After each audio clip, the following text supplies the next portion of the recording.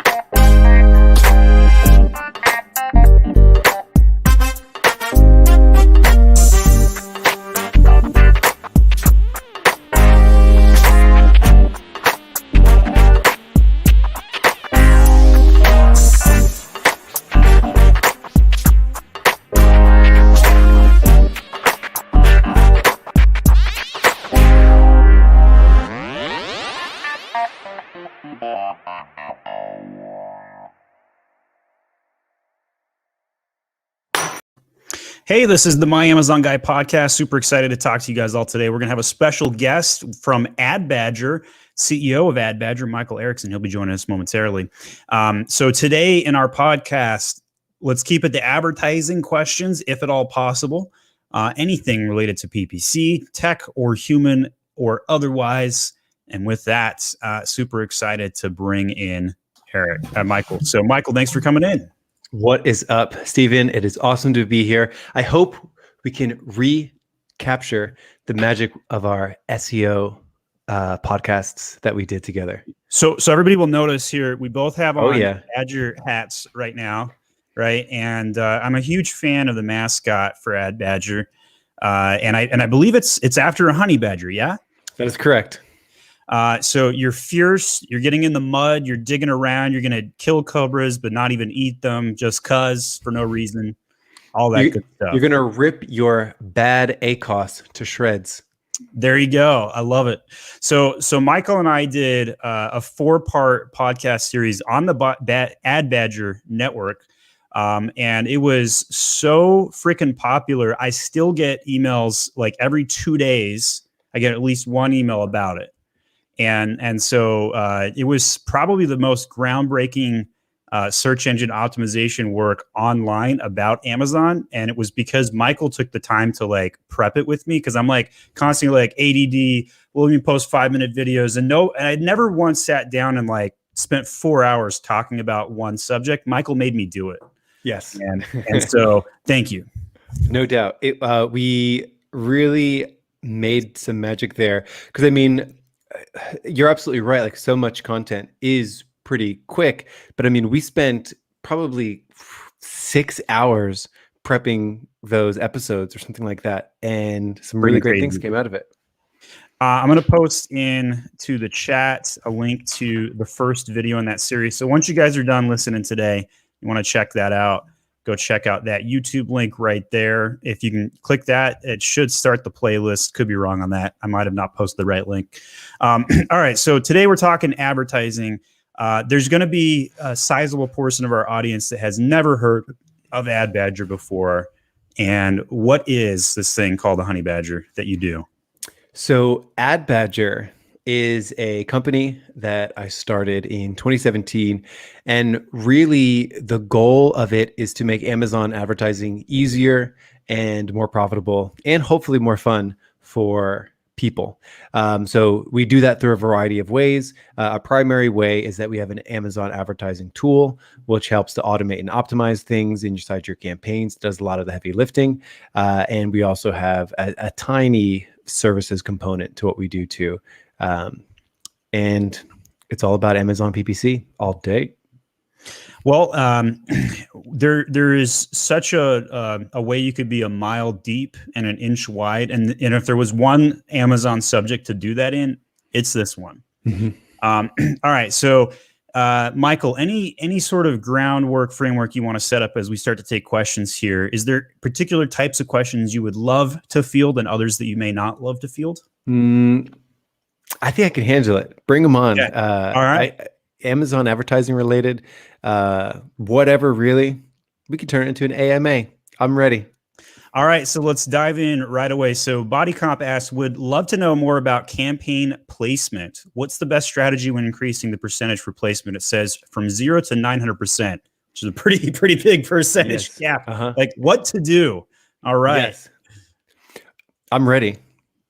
So Mr. or Ms. BodyComp, let's get into it. So placement settings. So to answer this question specifically, what's the best way to do it is to do single keyword campaigns. Why? Is because these are campaign level placement settings, not keyword level placement settings, which means if you have 2 keywords in there and you go to set a placement setting, that placement setting is going to be set for both keywords, even though they both might behave differently on top of search or rest of search or product pages. So if you really wanted to do this right, you would do single keyword campaigns in order to do this. However, you don't necessarily need to do that with every keyword in your campaign. So what I generally recommend is take your top 10% of keywords and put those into single keyword campaigns. That way, when you run your calculations, which is a separate question. When you run your calculations to set those, you'll be setting it specifically for that individual keyword, zeroing in on exactly that keyword's top of search, product page, and rest of search. All right, There's a lot to say about that. I'm going to test this little applause thing. Keyboard is just my little fun thing. So great answer. Maybe we'll do. If you get a bad answer though, might do sad trombone. So, all right, here we go. But Body Comp, I'm sure there's a lot more to say. Feel free to follow up with other questions. I don't know the way Steven's organizing these, but placement settings we could probably talk for the next hour about. Nobody wants to hear about placement settings for an hour, unfortunately. but we could. Okay. All right. So let's go to the next question. Carl says, optimizing PPC fixed bids. I usually lower 7 to 15 cents from CPC, cost per click, at the time to maintain rank, etc. How would you optimize for dynamic up and down? Alrighty. So let me reread this one more time. This one's very technical. Carl is optimizing PPC fixed bids. I usually lower them 7 to 15 cents from CPC at the time to maintain rank. I'm not exactly sure what he means lowering the CPC. How do I optimize bids for dynamic up and down? I think he's testing to see if he can maintain like keyword position 1 through 4 on the ad potentially. Yes. Okay. That's perfect. So optimizing PPC bids, you're lowering the bids ever so slightly to see if you can maintain rank. I assume the ad's in a really strong position. You're going to come in here and lower it down to see if you can get a cheaper click while maintaining rank. I think that's awesome. So how do you optimize for dynamic up and down?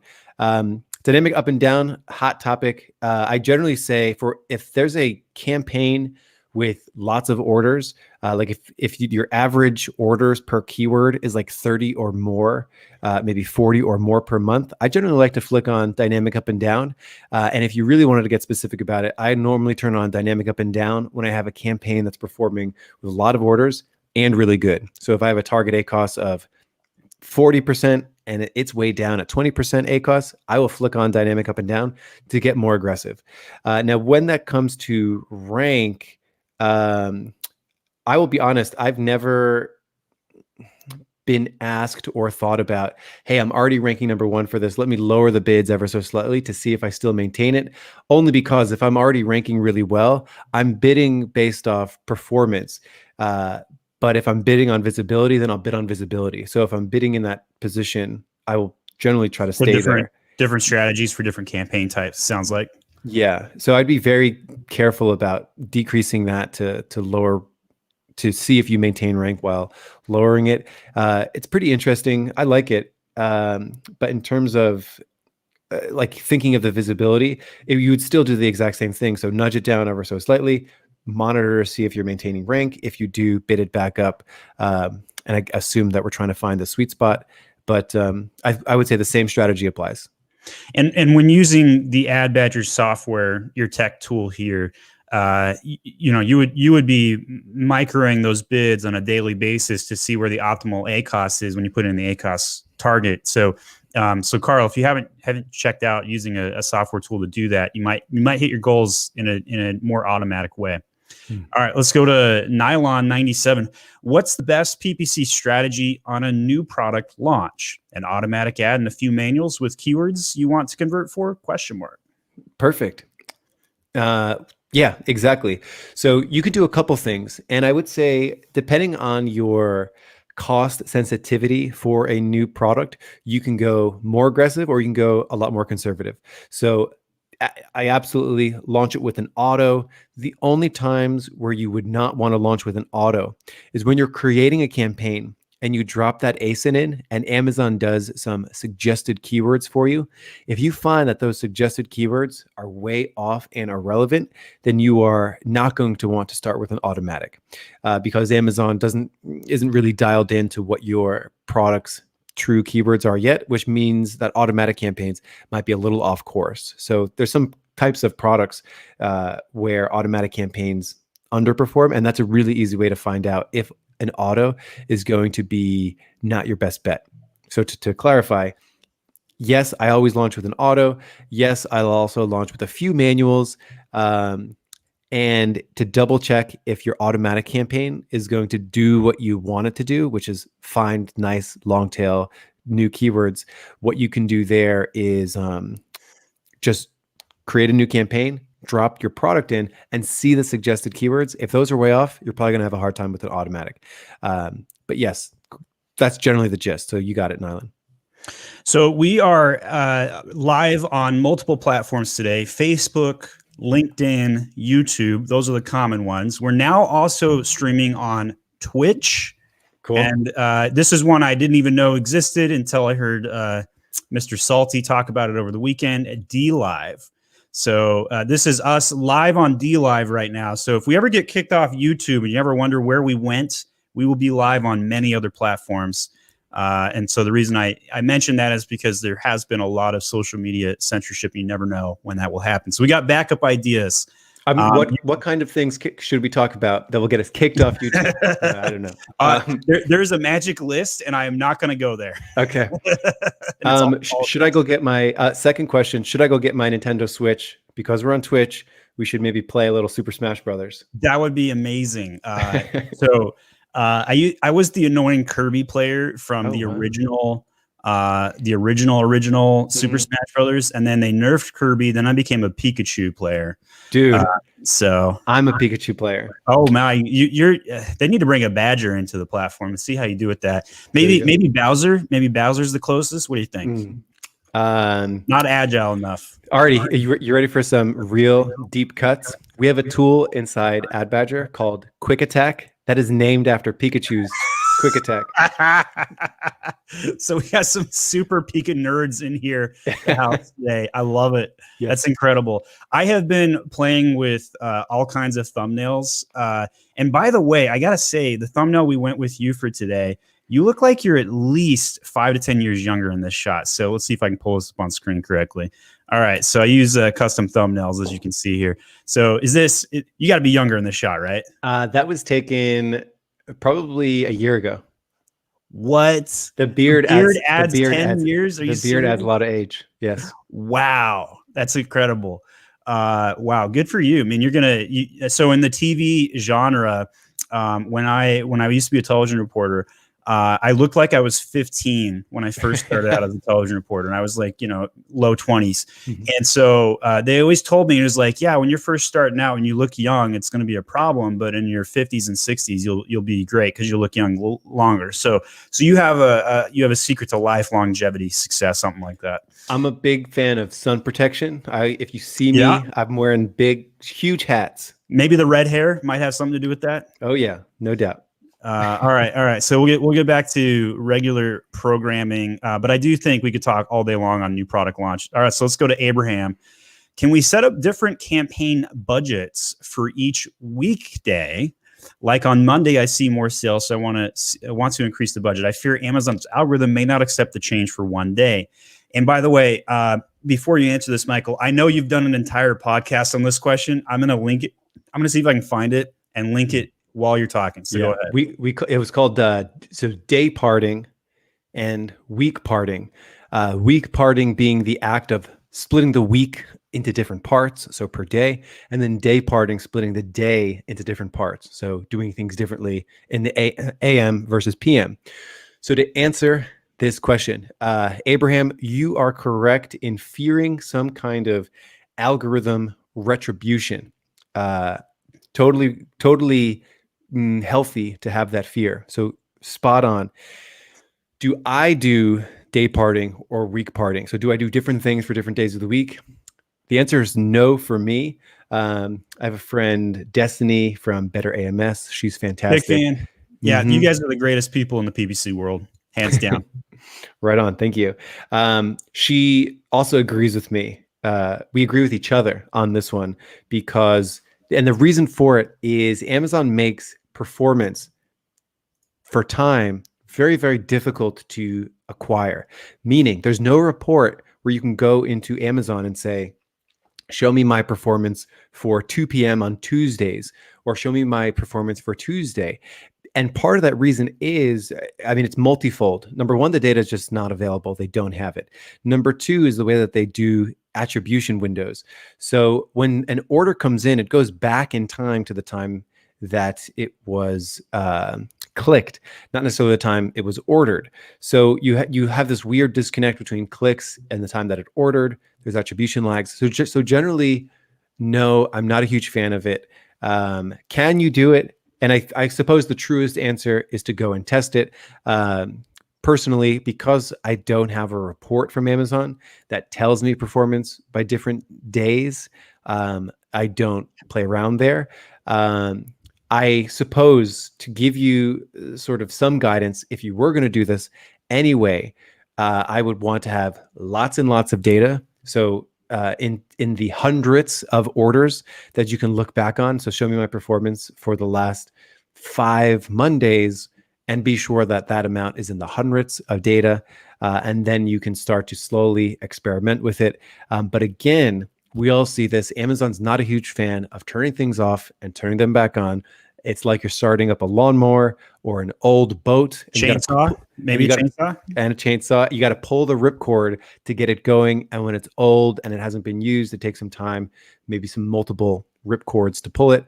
But my point is, they don't generally like to turn things on and off and all the other things that I said. And yes. So there's my answer. Sad trombone. Don't do this one. Yeah. Right. I mean, I would love it. And let me be clear. I would love to be able to do day parting, because if you think about like how to actually optimize, it's adding segmentation, it's adding layers. So like you're doing different bids for different keywords. You're doing different ad types for different products. You're doing different things for different days of the week. You're doing different things for different hours. I'd love to be able to incorporate those dimensions for sure. We've got about 20 questions in the queue, Michael.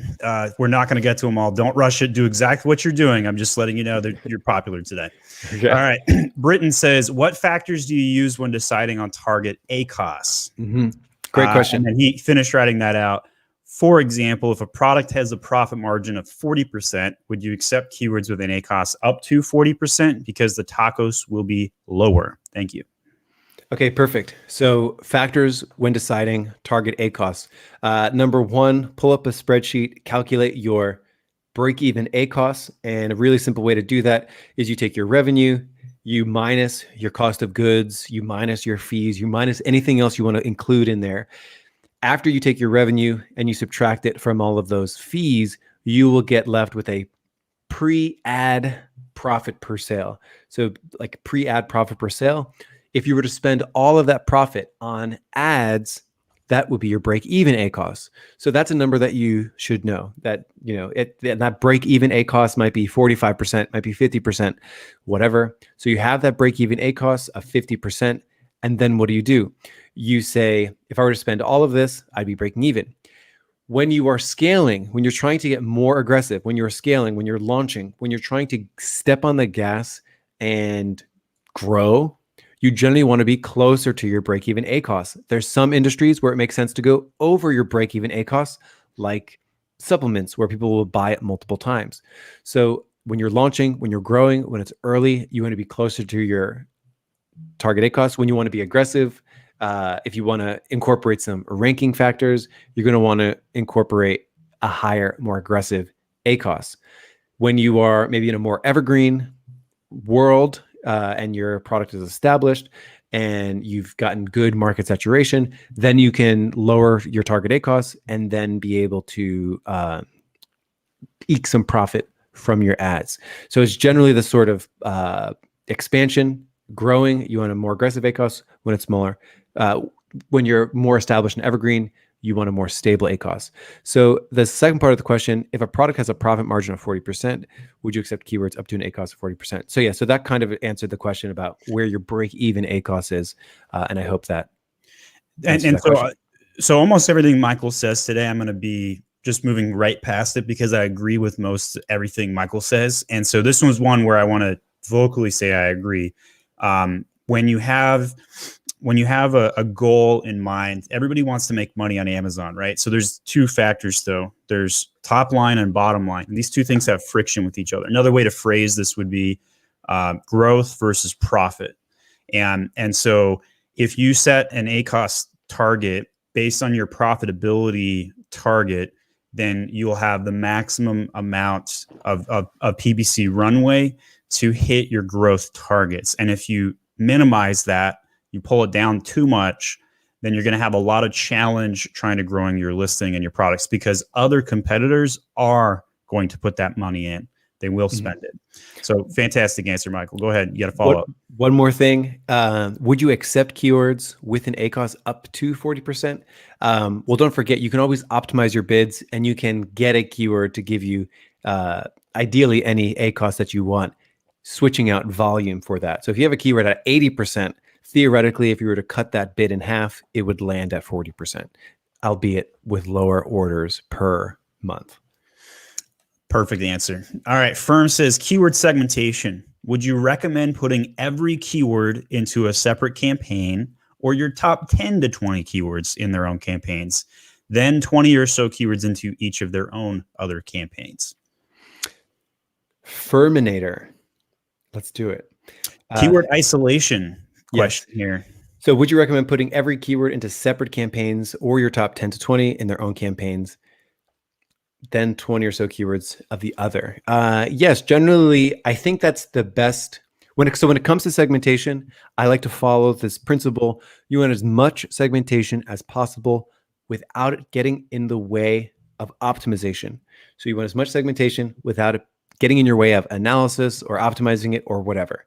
So I see some people that come to me and they put every single keyword into a single keyword campaign. And while that's great, they end up hating it because it becomes unruly. They can't optimize it. Everything is slow. They don't understand. It's unwieldy.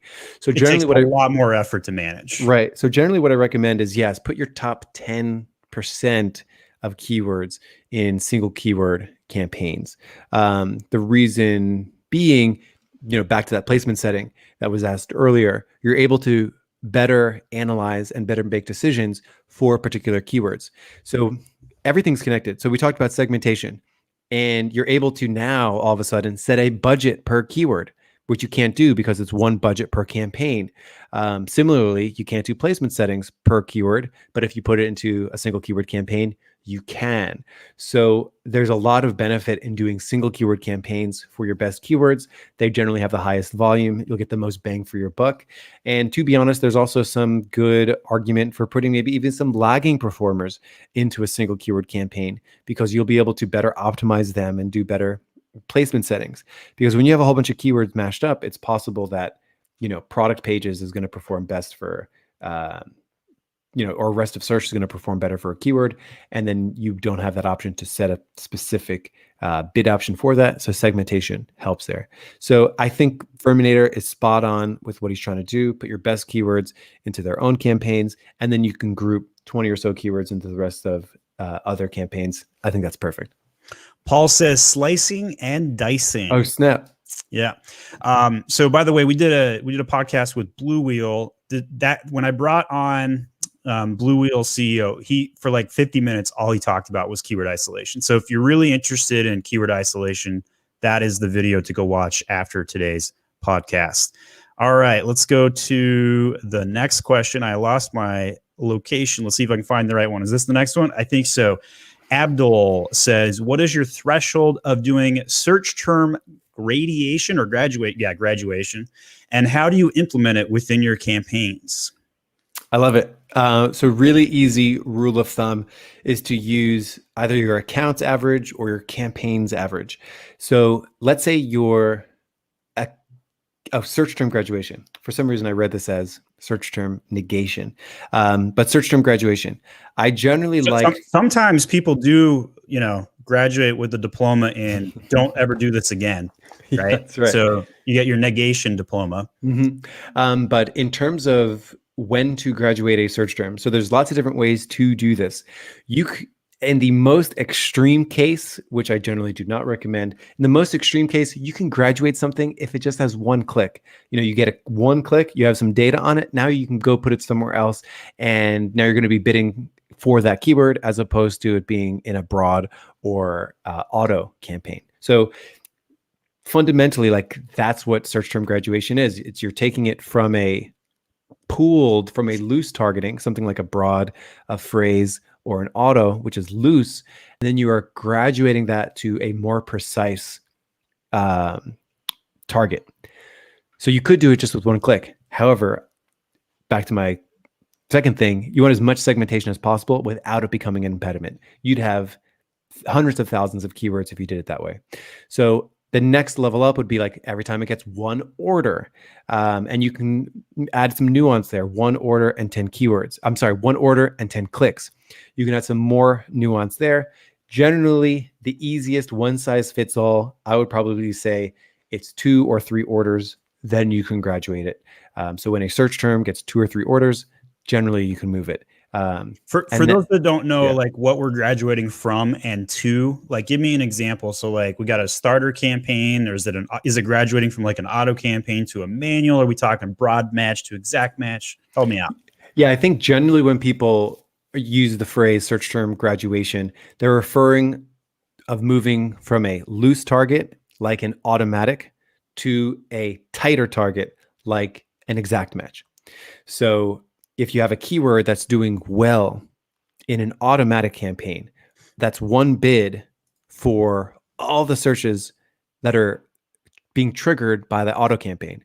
What you want to do is you want to graduate the terms that are good, graduate them, peel it out, and stick it into a tighter targeting where you can bid specifically on that search term, turn it into a keyword.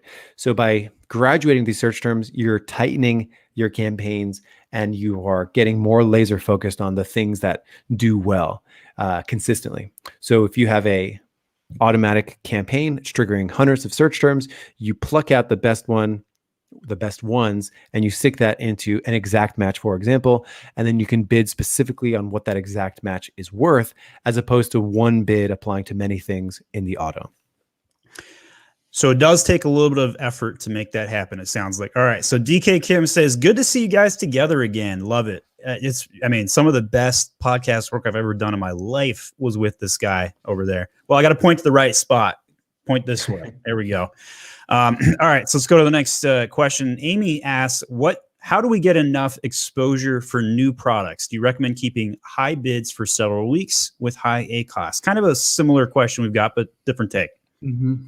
Yeah. The best way is to always first have fantastic product market fit, of course. That's the easiest part, right? Yeah, that's right.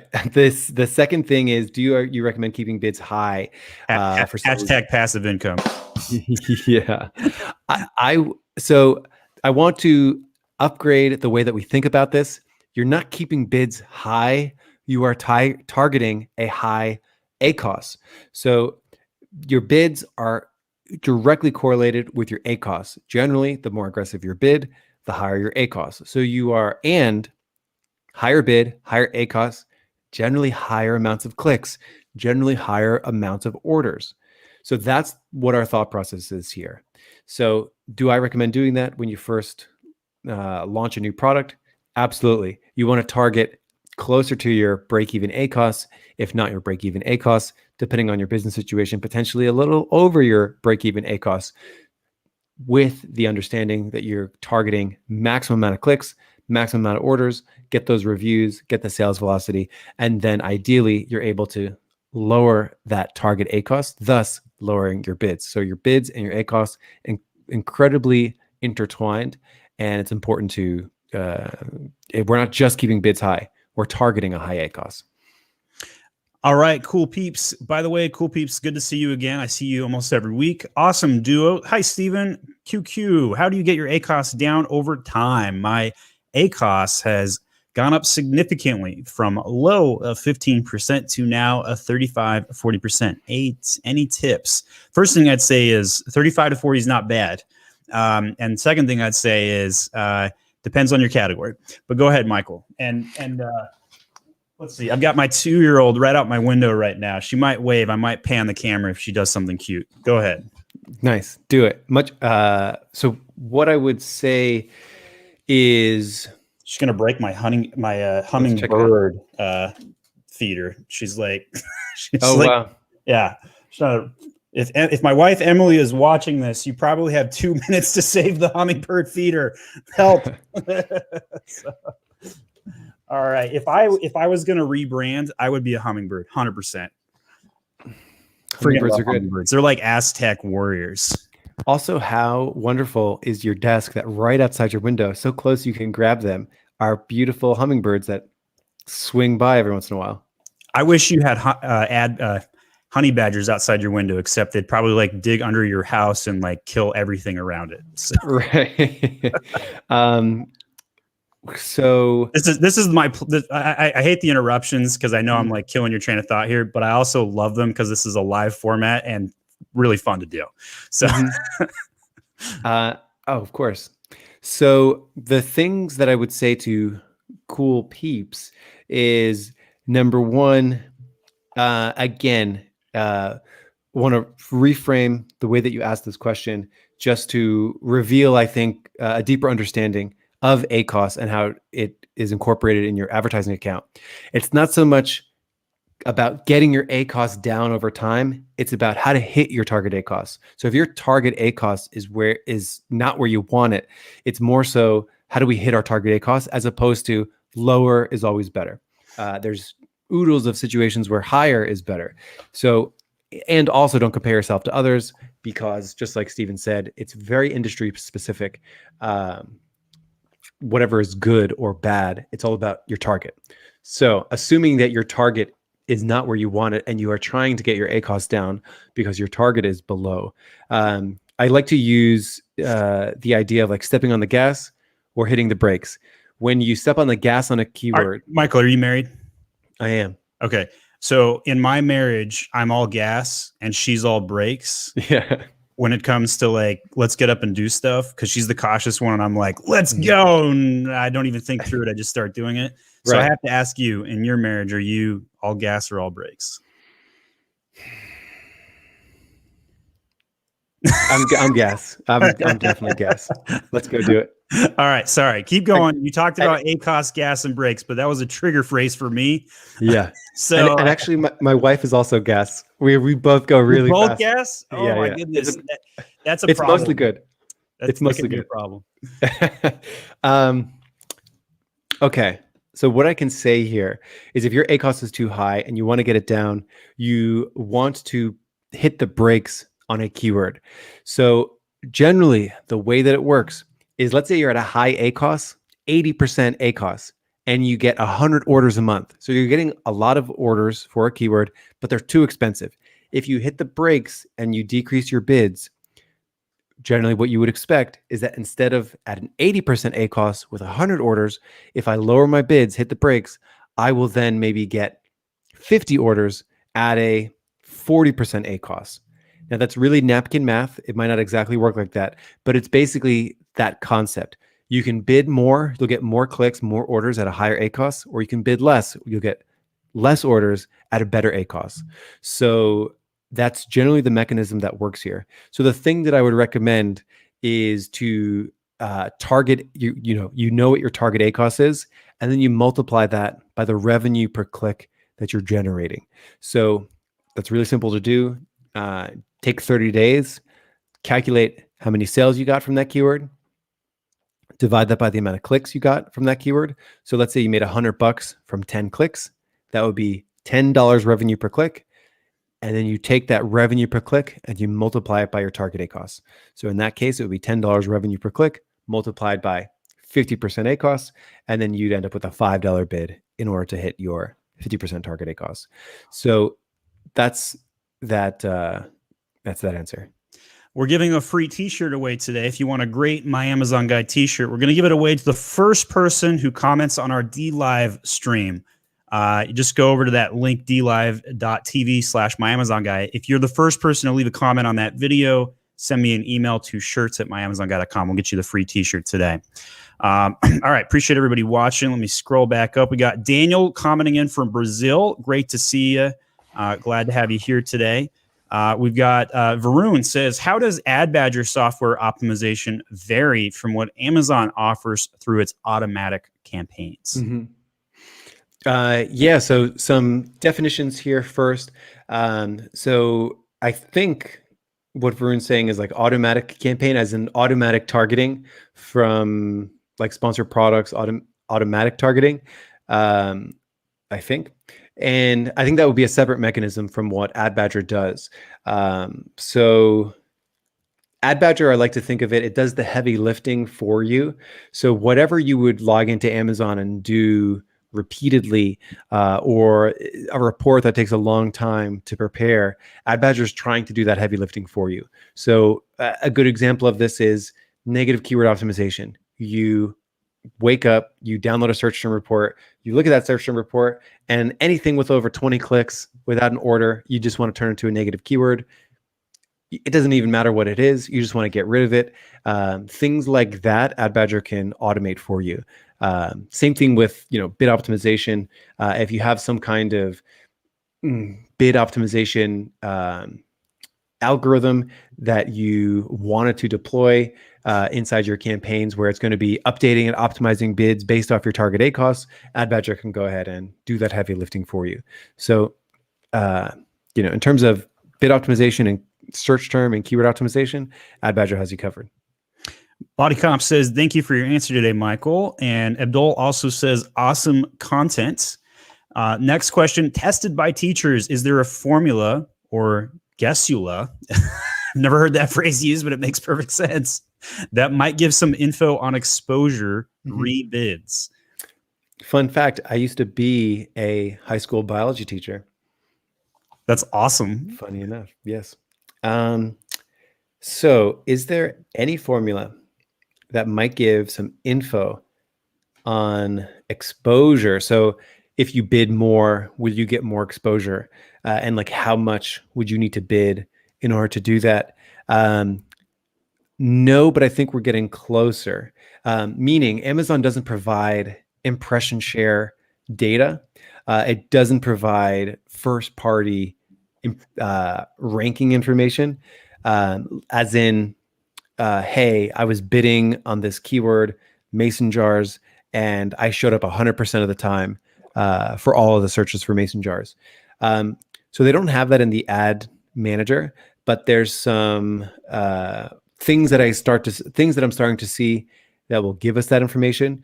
Some new sponsored brand ads came out, and it gives you some impression share data. So I think slowly but surely within the year, we'll probably have some impression share data, because there's a lot of advertisers that want to bid and maximize their exposure. And Amazon knows this.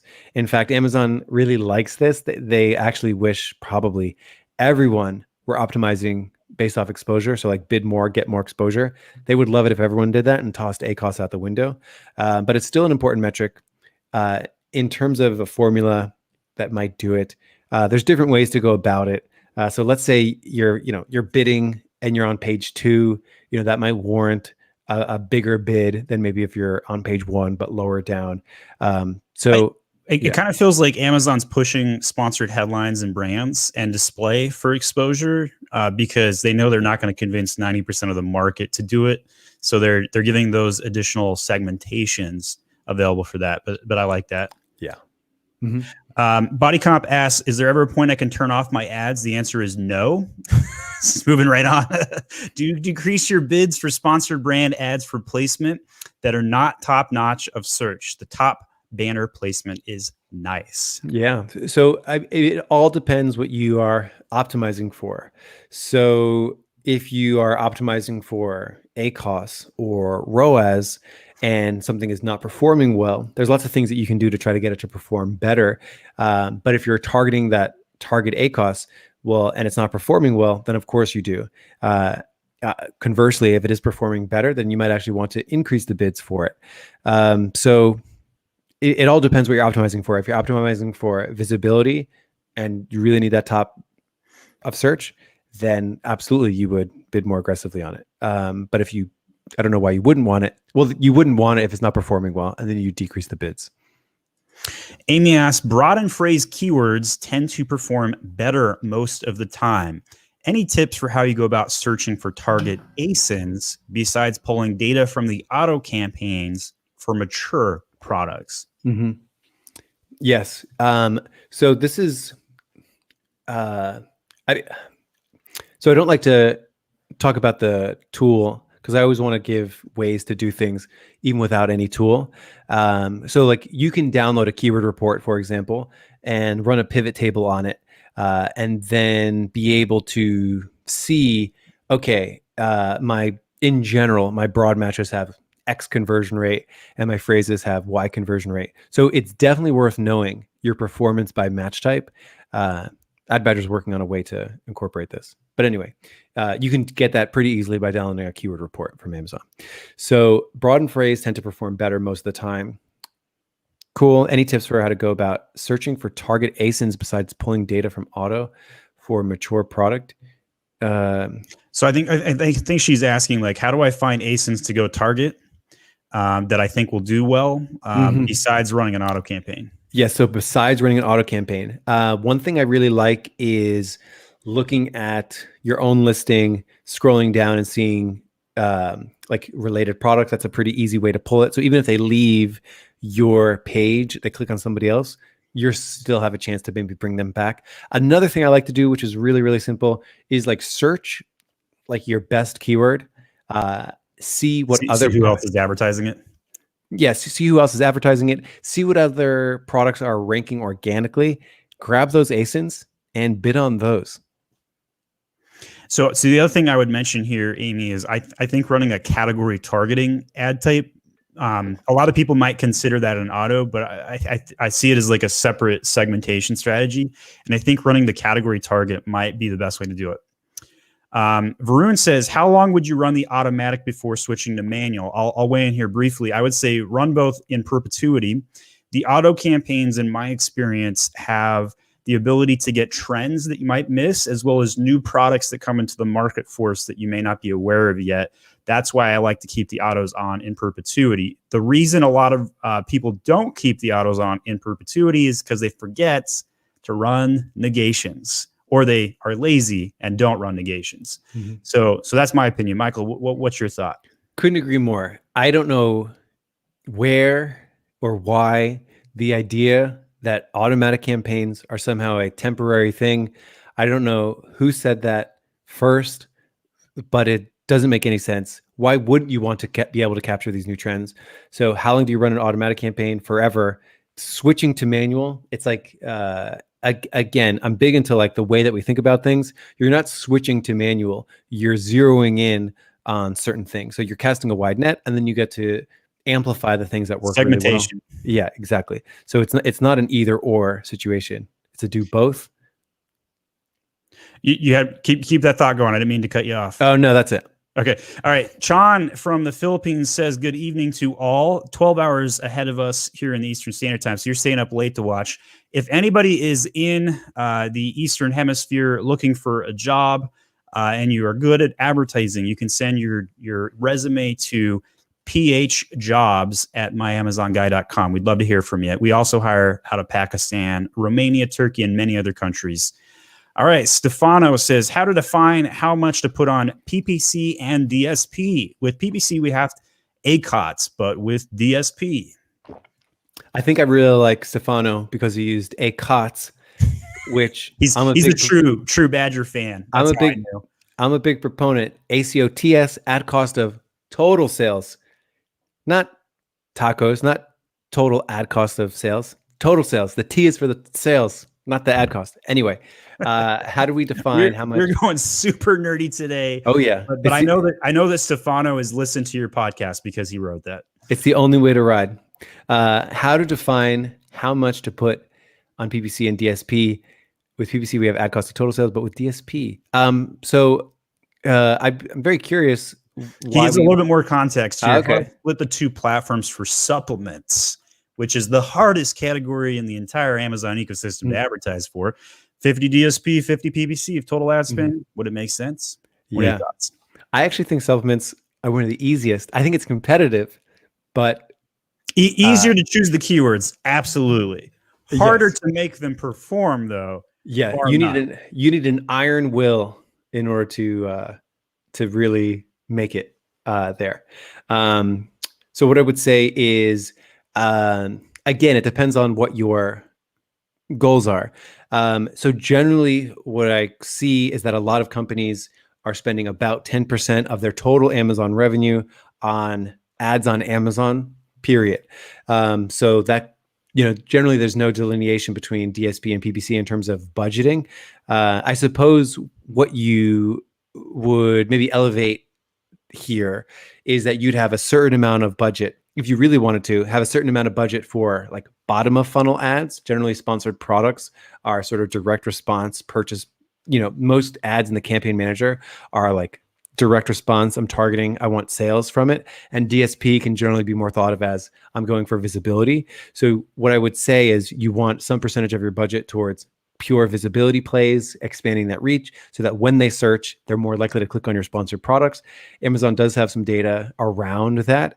But so 50% for DSP, depending on what your industry, might be totally fine. It seems high to me. It does seem high.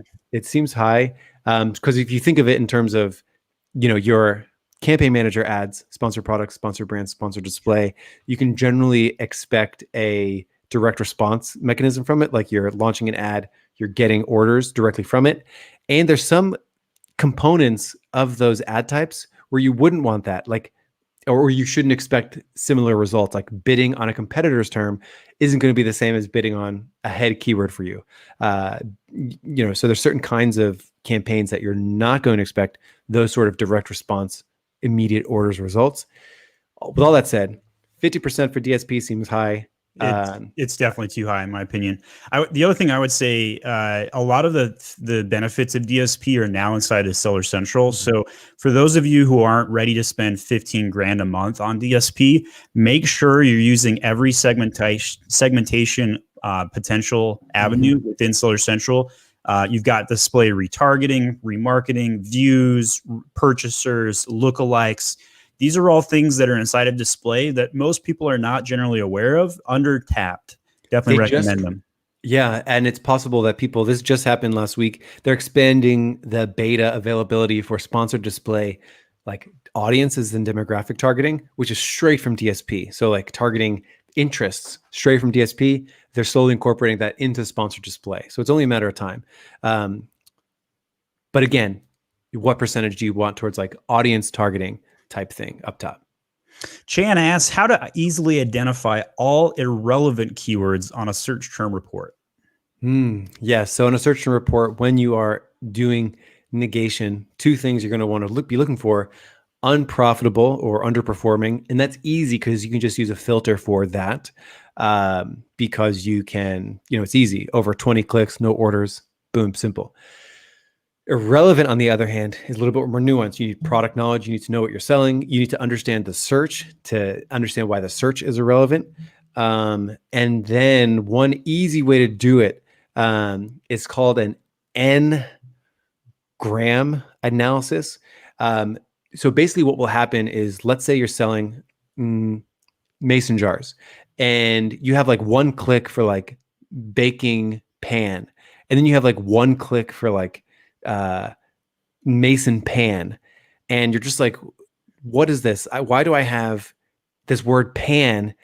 It would never bubble up to 20 clicks with no orders because the word, that individual search, like mason pan, almost nobody searches it. But then I have like mason baking pan that also only has one click.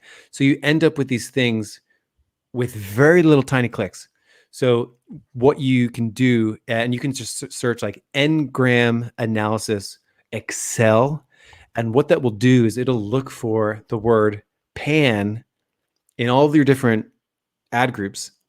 And then it will add it up. So everywhere where the word pan is listed, it will display it. This is something popular from like Google Ads. We're working on something like this inside Adbadger. It's not even close to ready, but it's basically a way that will find the word pan in a whole bunch of different spots, sum it together so that you can get a sense of what pan is doing, and you can identify irrelevant trends expertly. My brother writes, "What's up, brother? Good to see you, Matt. Appreciate you commenting on our podcast today." Brett says, "Yo, Michael, huge fan. RPSB, you're still your favorite optimization strategy. You'll have to tell us what this stands for. And can you speak on any tests you've done on using the same keywords in different match types and keyword cannibalism? Great question. So RPSB, you know this about me, Stephen. I'm very down in the weeds. So RPSB basically means search term graduation. It stands for research, like an auto, peel and stick, peel it out, stick it into an exact match, and then B, block it in the auto. That's what it stands for. Research, peel, stick, and block. But it's the same concept as search term graduation. I found an article you wrote in January 2000. I'm posting that in the comments section for RPSB for those that are interested. All right. So have you run the tests for the same keywords in different match types? Yeah. So is RPSB still my fave optimization strategy? Yeah, I think it's pretty darn good. It's got some nuance. We published like an update to it, where maybe you don't peel it out, maybe you don't graduate a search term after just one order, maybe you wait until 3 to move it, maybe you wait to do the negation. So I think there's some nuance on it, but in general, I think it can help an overwhelming majority of campaigns. So can I speak on any tests I've done using the same keywords in different match types and keyword cannibalization? So one thing you can do is a concept called search term sculpting, or negative keyword sculpting. What that means is if you have a broad match keyword, mason jars, and then you are bidding on mason jars exact match, well, you can do things like you can do a negative exact match in the broad version of it, so that that mason jars, when somebody searches just that, it goes to the exact. When somebody searches a variation of that, it goes to the broad match. So that is a way to assess performance of these different ideas. I did a podcast with my friend Elizabeth Green where we talked about, for whatever reason, sometimes Amazon still prefers the broad. We talked about ways to test and get around that, but for the most part, you can sculpt your keywords that way. So doing tests, doing the same thing with different match types. Yeah, I'm all for it. The whole concept of getting a search term from an auto and then putting it in exact phrase and broad all at once, either in the same spot or different ad groups or different campaigns, I think is totally sweet. I think it's great. We're entering the last 10 minutes of our podcast. I like to go into lightning round mode when we do this. So every question from here on out, 30 seconds tops. Got it. I can do it. Keyword cannibalization, go. Does it cannibalize?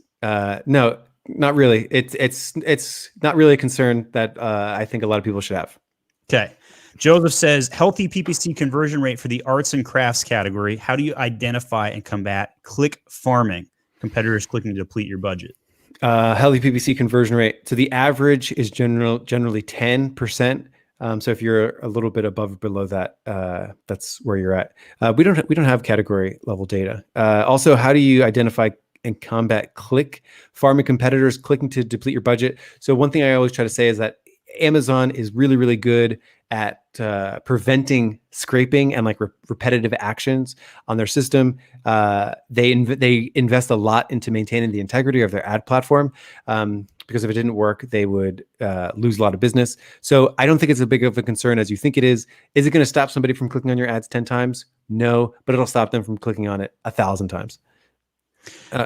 Brett says, if using bulk operations platform to optimize with revenue divided by click X target ACoS to optimize, good luck on 30 seconds on this one. Is there any tweaks you would make the formula based on other data factors? Yes. My favorite one to incorporate is time. Sometimes it's called time decay or time significance, whatever. Basically, I would look at the revenue per click for like 7 days and 14 days and 30 days and 60 days. I would compare those. And then I would look at how much data you have for each time period to determine an upswing or a downswing. And that, I think, is icing on the cake. I just had this like mentality of being in your biology class right now. 15 years ago, just the internet's just getting popular. The Adbadger video goes live and you're like a statistician trying to figure out, how do I get people in my class to pay attention? You're like, I know, I'll play meme biology videos from YouTube. Did that happen? I feel like I pioneered teachers using memes. That's awesome. Joseph says, is the Adbadger software like Perpetua? Is it like it? Yeah, I guess it's like it in the sense that it's a software, but Yeah, I mean, Adbadger didn't invent Amazon PPC tools. I think there's lots of areas where Adbadger excels and does great. The greatest PPC podcast ever. That's number one. Right. I think we have the world's largest body of work on Amazon advertising, and I'll just leave it there. Does Adbadger have any plans for automatic placement percent optimization? Yeah. So the first thing that we'll do here, like I already mentioned, that placement bids for a multi-keyword campaign, impossible to do properly. What we'll probably do first is like a single keyword campaign builder. So like you just pick a campaign that goes build a single keyword campaign for you, and then it will go into placement bid optimization. If we don't get to your question today, please leave it in the comment section. Michael and I will swing back by later today and give you further answers. And if you're watching this on the replay, ask any question you want whatsoever, and we will absolutely give you further answers. Firm says, thank you so much. I love this format. You're very welcome. What's the best way to prevent having multiple keywords bidding against each other? Is that even a thing? I think the concept of bidding against each other is overblown.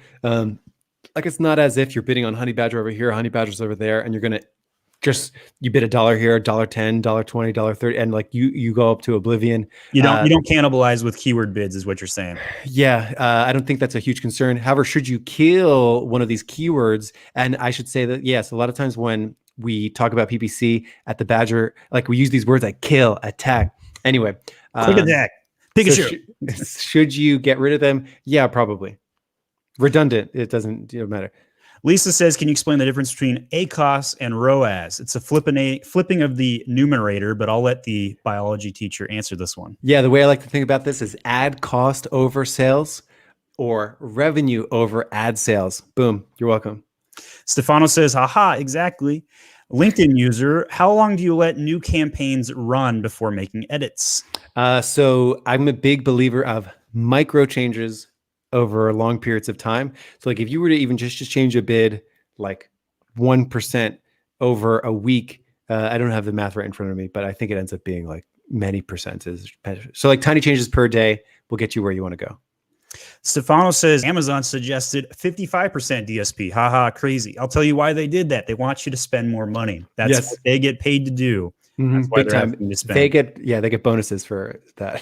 DK Kim, good to see you again. What would be your strategy for setting up bids at launch for auto, exact, and broad? I'm in the home and kitchen category. I'm a big fan of the inch up strategy. So start your bids maybe lower than you think, and then micro change per day until you get to a level that's bringing in clicks and orders and data. And then you move to a revenue-based bid optimization based off your target ACoS. We got time for one more question. The next question that comes in will be our last. Michael, it was great having you on the My Amazon Guy podcast. If people want to get to know Adbadger better, or you, Michael, what should they do? I'd love for people to come check out our podcast, adbadger.com/podcast. We have the world's largest body of work on Amazon advertising. Every week, it's all about Amazon advertising, trying to give you a tangible thing to do. Here's going to be our last question today. If you liked our podcast today, will you do me a favor? Add a comment and just say thank you. And that helps us with the YouTube algorithm. Adion says, hello, Stephen and Michael. How many reviews do you recommend before launching your first campaign?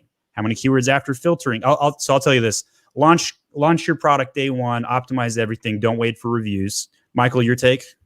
Yeah, generally I would say that. Mm-hmm. Okay. How many different keywords after filtering competitor ranking keywords do you recommend indexing on your optimized listing? I like to do a 1-to-2 ratio. So for every one keyword I'm advertising on, I want 2 keywords indexed.